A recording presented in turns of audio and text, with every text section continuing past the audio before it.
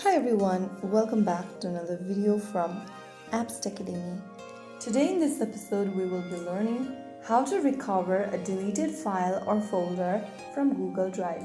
If you've accidentally deleted a file or a folder in Google Drive and you'd like to recover it, then follow along.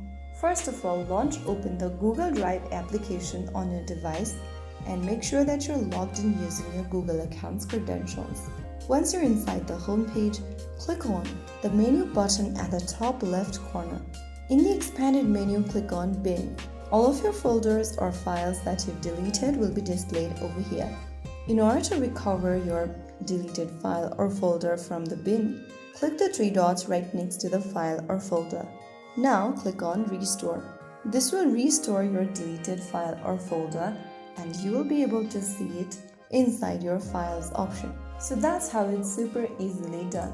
You can easily recover your deleted files from Google Drive's bin if you ever made a mistake while deleting it. If you found the video helpful, don't forget to like, share and subscribe to the channel. I will be back again in the next video. Thank you for watching.